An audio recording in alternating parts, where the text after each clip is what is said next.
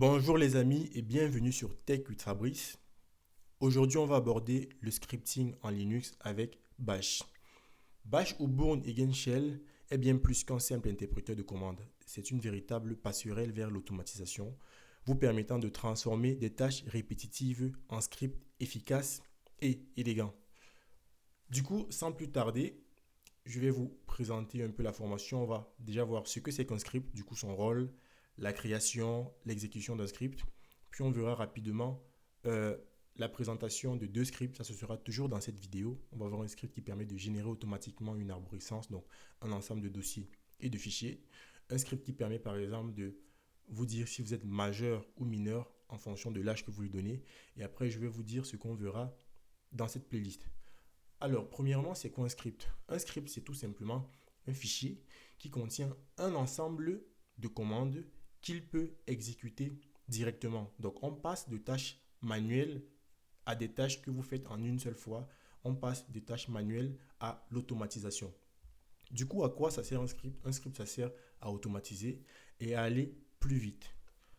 En termes de création et d'exécution, on peut prendre un exemple. Vous connaissez par exemple la commande ls qui vous permet de lister, de faire la liste de tous les répertoires et de tous les fichiers qui sont dans votre répertoire courant. Vous connaissez pwd qui vous permet de vous situer un peu dans l'arborescence. Vous connaissez peut-être les redirections qui vous permettent d'envoyer le résultat d'une commande dans un fichier ou à une autre commande. Ok. Donc, par exemple, moi, je peux créer ici un fichier qu'on va appeler fichier démo, démo.txt. Donc, pour exécuter, c'est mieux de mettre .sh pour .shell. Démo.shell, là-dedans, je vais mettre pwd, par exemple. Je vais mettre aussi ls. Mais avant, pour commencer un script, il faut mettre dièse, point d'exclamation, et lui dire le type de shell qu'on utilise. Donc, nous, on utilise bash. Le lien, c'est /bin/bash. Ensuite, on ferme notre fichier, CTRL X et on dit yes. La deuxième étape, c'est rendre le script exécutable. Pour rendre le script exécutable, il faut utiliser quelque chose qu'on a vu la dernière fois. C'est chmod pour donner la permission d'exécution. Et l'exécution, c'est X, donc on fait chmod plus X pour que l'utilisateur ait le droit d'exécuter le script. Ensuite, tout ce qui manque, c'est le nom du script. Et si je fais ls, vous allez voir que le script apparaît en vert. Il n'apparaît pas en blanc comme les autres fichiers. Donc, si j'exécute mon script, pour ça, il faut faire // et j'ai juste à écrire DE, tab, il complète parce que le script est exécutable. Je fais entrer, il me dit home Fabrice parce que j'ai mis pwd. Là, il me dit check age, command find, démo, script. Il me fait la liste de tout ce que j'ai dans mon répertoire parce que j'ai mis ls ensuite. Donc, on peut même modifier un script aussi. Donc, pour modifier un script, il faut refaire nano, démo. Si on a une commande à ajouter, par exemple ls,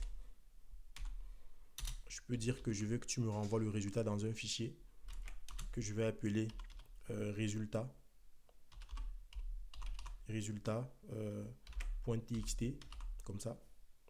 CTRL X, yes. Donc il m'envoie le résultat du ls. Je réexécute mon script. Si je fais ls ici, il m'a créé un fichier résultat.txt.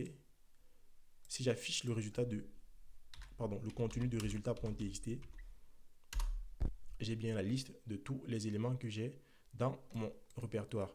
Donc ça, c'était un peu pour la brève présentation de ce que c'est qu'un script. Le rôle, on a vu à quoi il servait, automatisé. Donc je peux mettre plusieurs commandes à la fois. Ensuite, la création, on peut le créer avec Nano ou avec VI. Vous choisissez l'utilitaire que vous voulez. Et pour l'exécuter, il faut d'abord le rendre exécutable avec la commande chmod. Une fois qu'on l'a rendu exécutable avec chmod plus X, on l'exécute en faisant // le nom du script si on est dans le répertoire courant ou en donnant le chemin absolu vers le script si on est dans un autre répertoire. Donc maintenant, je vais vous présenter deux scripts Donc le premier, c'est un script qui permet de générer automatiquement une arborescence. Je l'ai mis dans, je vérifie rapidement, TMP. Ok, je l'ai mis dans TMP. Donc je nettoie rapidement mon écran. Clear. Je vais l'ouvrir. Bien. Alors, si on parcourt rapidement ce script pour comprendre un peu ce qu'il fait, il crée un dossier mkdir. On a vu cette commande dans la playlist Apprendre Linux, ou alors comprendre, avoir les bases indispensables de Linux. Mkdir élève, il crée un dossier élève. Ensuite, il se rend dedans. Et pour tous les éléments d'une liste, donc sport pratiqué, liste, fourniture, etc., il crée un fichier avec pour nom ces éléments et l'extension .txt. Pour tous les éléments d'une autre liste ici, il crée également un fichier, mais cette fois CSV.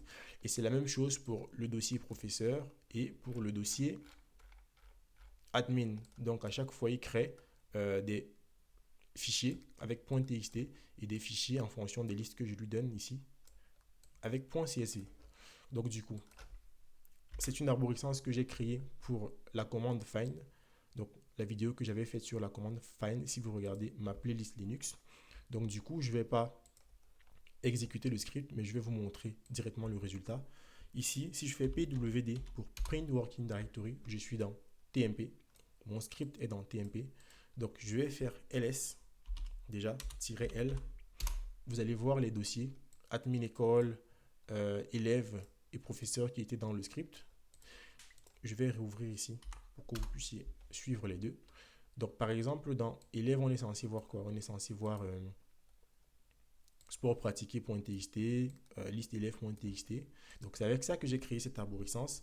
Si je nettoie, juste pour que vous puissiez bien voir le résultat qui va suivre, et je fais ls-l de façon récursive pour qu'il affiche tous les détails des dossiers. Vous allez voir par exemple, allez hop, élèves avec fourniture.txt, les .csv info. Donc vous voyez, il y a info.csv, liste des élèves.txt, etc. Donc on peut générer une arborescence pour peut-être préparer l'installation d'une application ou d'un serveur ou ce que vous voulez, préparer un travail avec du scripting. On peut automatiser la création de tout ce que vous pouvez imaginer. Ensuite, on avait dit un script qui permet de savoir si on est mineur ou majeur. Alors, on va juste regarder le contenu rapidement. Je l'ai appelé check age. Donc, là, par exemple, ici, vous voyez, j'ai écrit hop, echo. Donc, echo, c'est ce qui permet d'afficher quelque chose sur le terminal. Donc, quand vous faites ça, vous écrivez. Ensuite, maintenant, ici, on lit du coup ce que l'utilisateur va entrer comme information. Donc, on a mis ça dans la variable A, read, du coup, pour lire, pour que la machine lise. Donc là, la machine, elle écrit. Ensuite, là, elle lit. Du coup, l'information, elle retient. Ensuite, on se dit, if, si l'âge greater than 20, then, j'ai mis strictement supérieur ici, c'est greater than. On aura l'occasion de voir ça. Si tu veux dire supérieur ou égal, c'est -GE, donc greater, or equal to. Donc, du coup, là, on a A supérieur à 20, then echo, c'est pour afficher vous êtes majeur.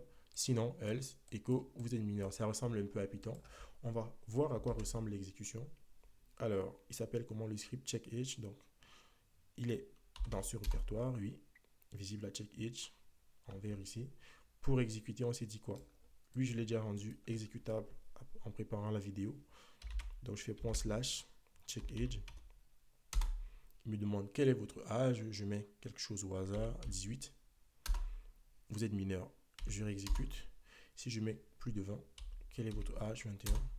Vous êtes majeur. Donc voilà, avec Bash, on peut faire même de la programmation. On peut s'entraîner à la programmation.